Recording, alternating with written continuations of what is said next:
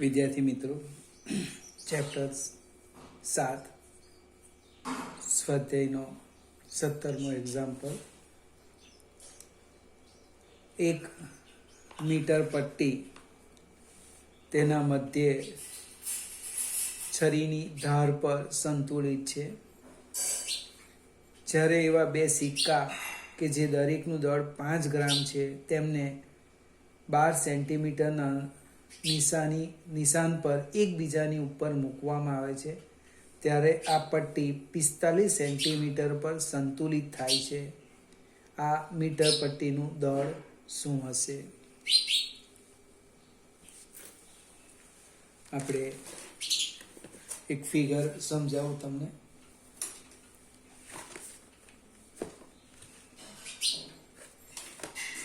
Metre પટ્ટી લઈ લઈએ આ રીતના.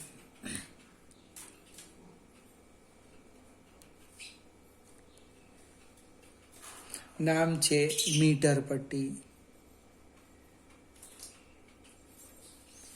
મીટર પટ્ટીનો અર્થ એની લંબાઈ 100 સેન્ટીમીટર. એ જે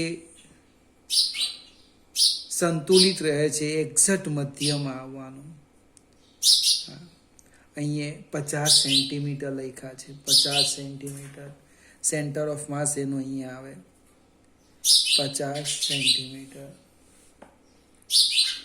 હવે આ પટ્ટી પર અહીંથી શરૂઆત કરીએ 1 2 3 આ રીતના.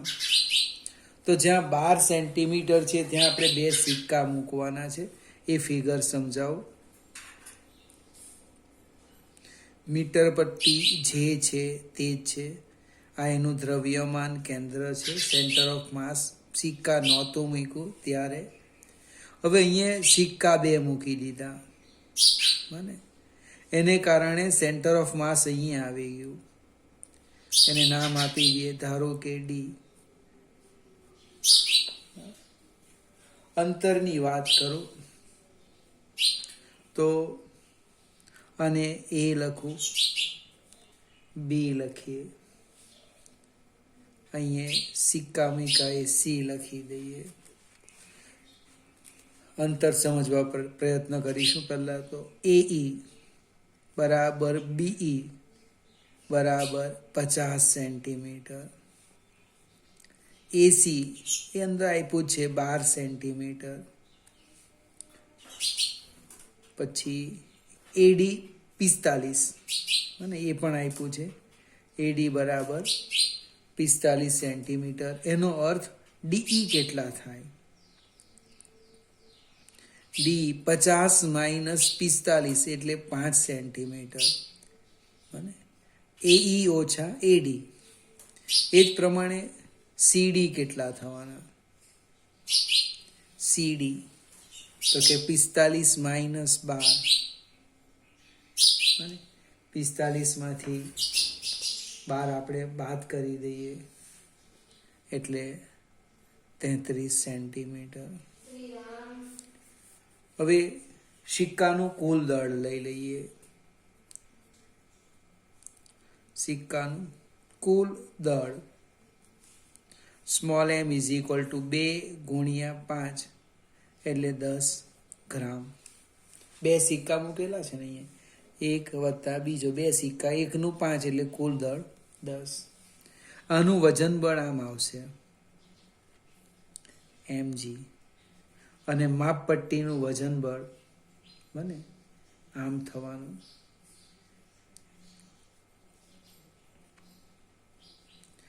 mg. હવે આપણે ચાકમાત્રા સમતોલનના સિદ્ધાંતનો ઉપયોગ કરીએ તો આ વજન બળ ગુણ્યા આ અંતર ડીની સાપેક્ષે ભાર ગુણ્યા ભાર ભુજા બને. આ ભાર લઈ લે, ભાર ગુણ્યા ભાર ભુજા બરાબર પ્રયાસ ગુણ્યા પ્રયાસ ભુજા બને. એટલે ચાકમાત્રાના સમતોલનનો સિદ્ધાંત.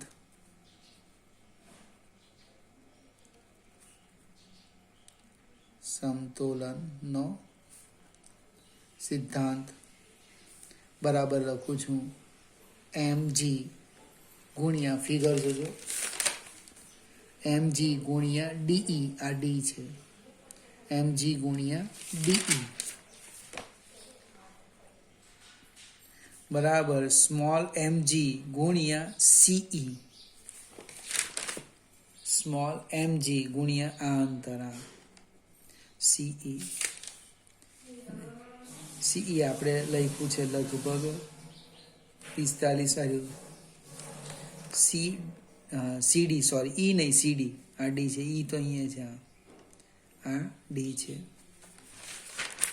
એટલે એમ આ જી ને જી નીકળી જવાનું, એમ શોધવાનું છે, એમ ગુણ્યા ડીઈ 5 બરાબર 10, જી તો નીકળી ગયું, ગુણ્યા સીઈ 33, એટલે દળ આવી ગયું 10 ગુણ્યા 33 ભાગ્યા 5, 5 દુ 10 એટલે 66 ગ્રામ. ખ્યાલ આવ્યો છે ને? ચાક માત્રા સંતુલનનો સિદ્ધાંત આપણે સમેશન ટુ ઇક્વલ ટુ 0 લઈ લઈએ, અને આને કારણે સમઘડી, આને કારણે વિષમઘડી, અને આની સાપેક્ષે ટોર્ક લખી દીધું, અને અહીંયા વાક્ય લખ્યું ને ડીની સાપેક્ષે સંતુલનમાં છે, અહીંયા આ ડીની સાપેક્ષે સમેશન ટુ ઇક્વલ ટુ 0, એટલે બળ ગુણ્યા બળનું સંદર્ભ બિંદુથી લંબ અંતર, આ બંને ટોર્ક કેવા છે, એક સમઘડી છે ને એક વિષમઘડી, એને કારણે શું થવાનું, પરિણામી ટોર્ક 0, એટલે આપણે આ સીધું લખી દીધું. ફરીથી આગળ જઈએ, 18મો એક્ઝામ્પલ, એ પણ એક સરસ ઓબ્જેક્ટિવ છે, એક સ્લોપ આપ્યો છે, સ્લોપ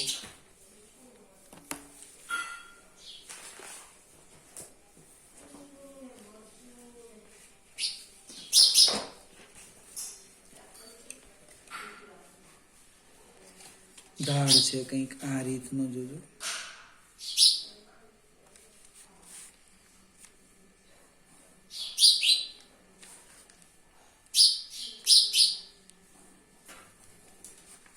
આ ઊંચાઈ h લખી છે,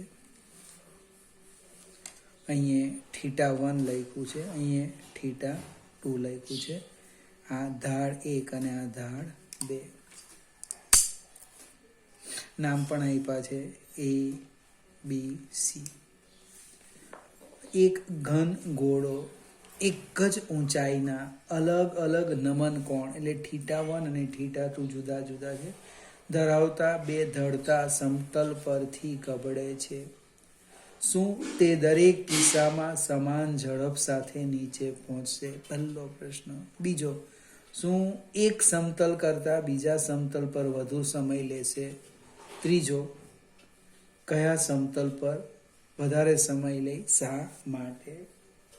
હવે આપણે એક ઢાળવાળી થિયરીમાં એક વેગનું સૂત્ર લખેલું v બરાબર અંડરરૂટ, યાદ આવતું હોય તો જોજો, twice gh upon 1 plus k² by r². હવે ચક્રાવર્તન ત્રિજ્યા k² એ 2/5 r². જડત્વની ચાક માત્રા છે 2/5 mr², દળનો સહગુણક એ k². એનો અર્થ k² by r² equal to 2/5. k² by r² is equal to 2/5 આમાં મૂકી દઈએ એટલે રેખીય વેગ v equal to twice gh upon 1 plus 2/5. એટલે પ્લસ લઈએ, 5 ને 2 7 અને 5 ઉપર જવાના એટલે v બરાબર બને 10 gh બાય 7. હવે રેખીય ઝડપ એ ખૂણા પર આધાર રાખતું નથી અને ઉપરના સમીકરણ પરથી બને વી એ થીટા પર આધાર રાખતું નથી. એનો અર્થ એવો થાય કે ઢાળના તળિયે બને આવતા ગોળાનો વેગ કેવો હશે? સમાન હશે. બંને ઢાળના નીચે આવતા સમાન રેખીય વેગ પ્રાપ્ત કરશે. બીજો પ્રશ્ન છે કે બંને ઢાળની લંબાઈ જુદી જુદી છે એટલે સમય કેવો લેશે? તો સમય અલગ અલગ આવશે. બીજા પ્રશ્નમાં શું આવવાનું?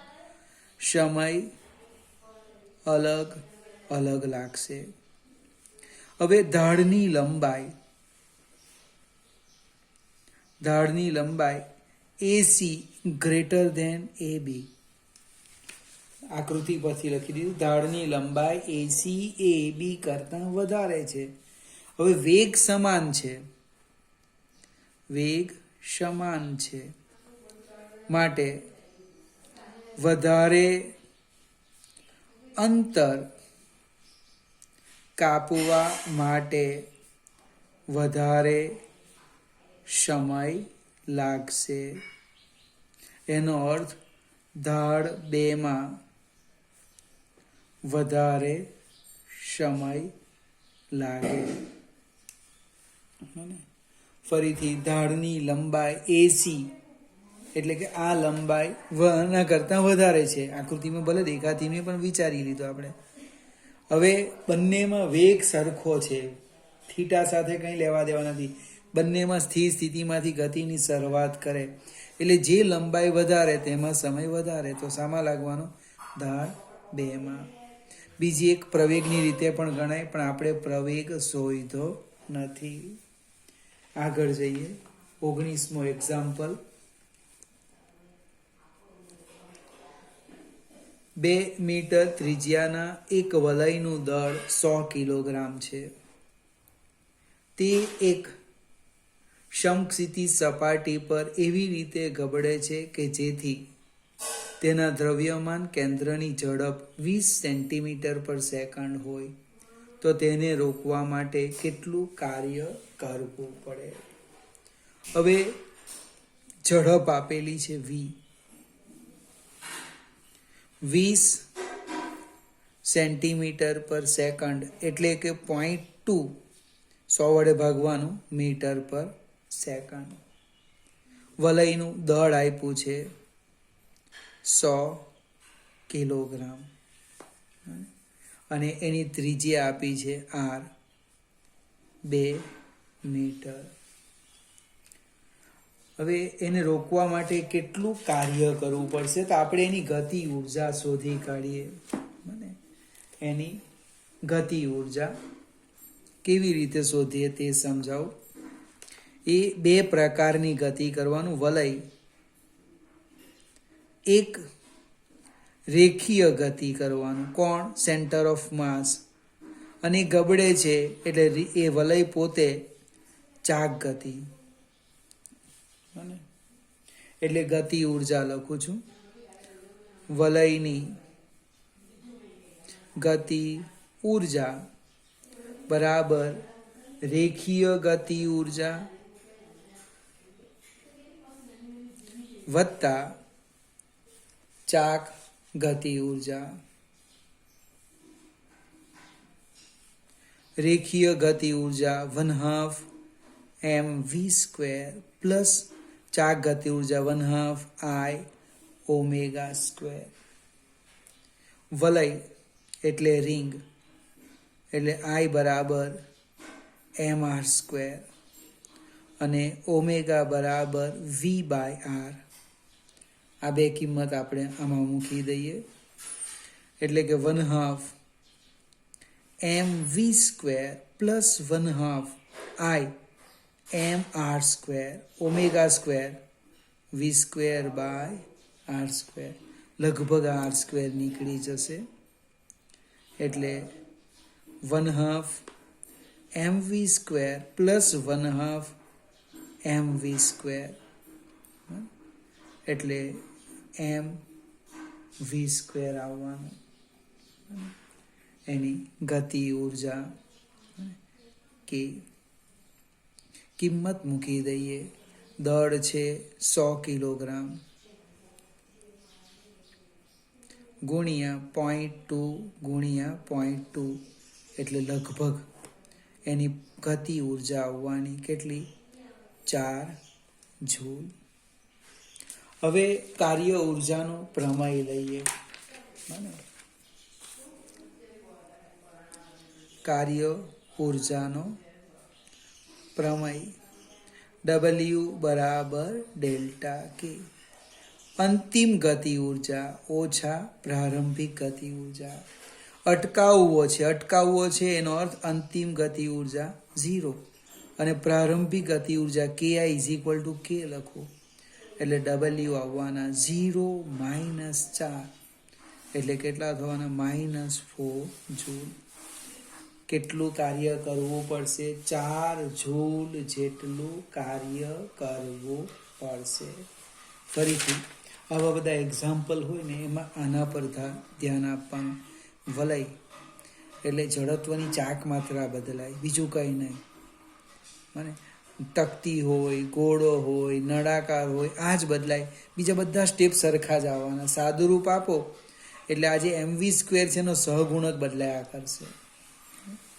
ફરીથી તમને ઇન્ટરેસ્ટ હોય તો વલયની જગ્યાએ તકતી લેજો, નક્કર ગોળો, પોલો ગોળો અને શોધવા પ્રયત્ન કરજો.